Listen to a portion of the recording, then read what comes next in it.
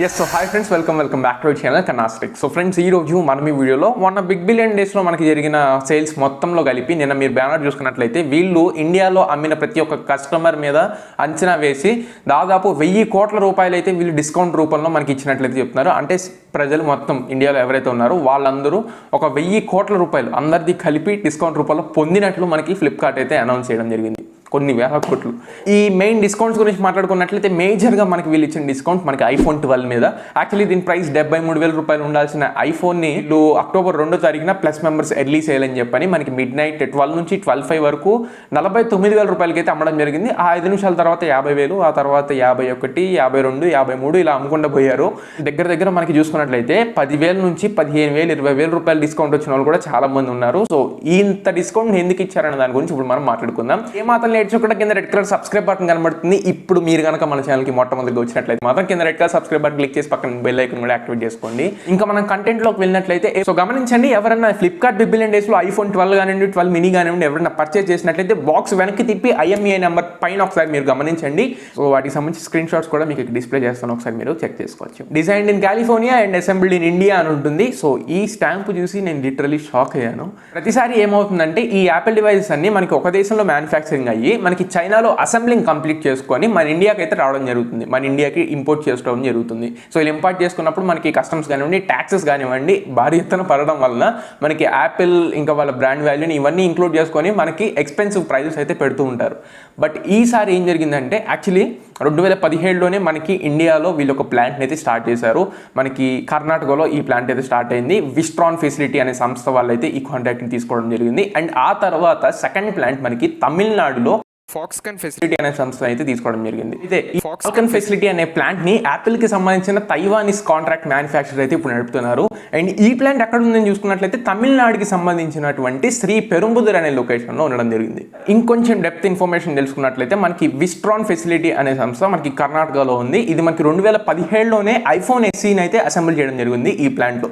IPhone SE తర్వాత iPhone 6s కానివ్వండి, iPhone 7 series కానివ్వండి అండ్ ఐఫోన్ 11 కూడా ఇక్కడ మనకి అసెంబ్ల్ అవ్వడం జరిగింది కర్ణాటక. అండ్ ఆ తర్వాత మనకి ఫాక్స్కాన్ ఫెసిలిటీ చూసుకున్నట్లయితే మొట్టమొదటిగానే మనకి ఐఫోన్ XR లాంటి ప్రీమియం సెగ్మెంట్ మోడల్స్ అయితే ఫిల్లు అసెంబ్ల్ చేయడం జరుగుతుంది. అండ్ ఆ తర్వాత ఇప్పుడు మనకి ఐఫోన్ 12 సిరీస్ అన్ని ఈ ఫాల్కన్ ఫెసిలిటీ తమిళనాడులోనే మాత్రమే మనకి అసెంబ్ల్ అవడం జరుగుతుంది.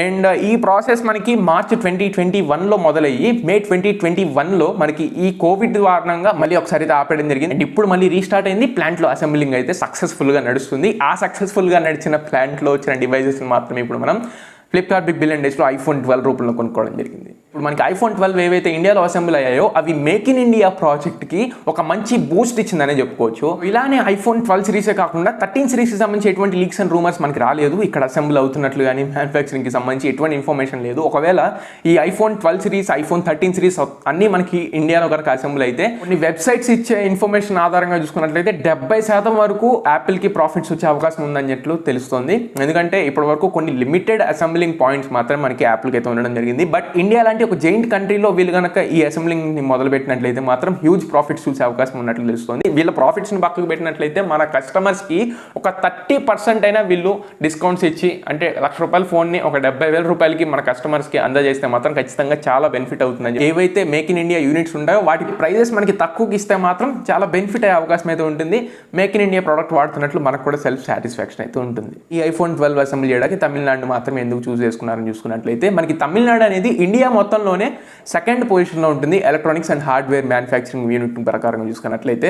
అండ్ నెక్స్ట్ ఇప్పుడు యాపిల్ మాత్రమే కాదు, కొన్ని సంవత్సరాల క్రితం నోకియా కూడా మనకి తమిళనాడులో అసెంబ్లింగ్ అండ్ మ్యానుఫ్యాక్చరింగ్ అయితే చేయడం జరిగింది. అండ్ అదే కాకుండా వేస్ ఆఫ్ ట్రాన్స్పోర్ట్ చూసుకున్నా సరే తమిళనాడు రాష్ట్రానికి వేరే రాష్ట్రాలతో పోల్చుకున్నట్లయితే మనకి 2 సీ షోర్స్ ఉండడం జరుగుతుంది అండ్ ఒక ఎయిర్పోర్ట్ కూడా ఉండడం జరుగుతుంది. సో ఇంపోర్ట్ అండ్ ఎక్స్పోర్ట్కి కొంచెం సులువుగా ఉంటుందని చెప్పని తమిళనాడు చూస్ చేసుకున్నట్లు మనకి ఇన్ఫర్మేషన్ కూడా ఉంది. ఎనీవే రాష్ట్రం ఏదైనా కానీ మన ఇండియాలో మాత్రం అసెంబ్లింగ్ అయితే జరుగుతుంది. యాపిల్ లాంటి పెద్ద సంస్థకి ఒక భారతీయుడిగా మనం గర్వించదగ్గ విషయం అనే మాట్లాడుకోవచ్చు. ఇది ఫ్రెండ్స్ ఇవాళ మన వీడియో. ఈ వీడియో మీకు నచ్చింది అనుకుంటున్నాను, ఖచ్చితంగా ఉపయోగపడింది అనుకుంటున్నాను. నచ్చితే లైక్ చేయండి, షేర్ చేయండి, మీ ఫ్రెండ్స్ అండ్ ఫ్యామిలీస్కి షేర్ చేసి వాళ్ళు కూడా మన ఛానల్ని సబ్స్క్రైబ్ చేసుకోమని చెప్పండి. సో దిస్ ఇస్ యువర్ కన్నా and first all is next video signing off now friends.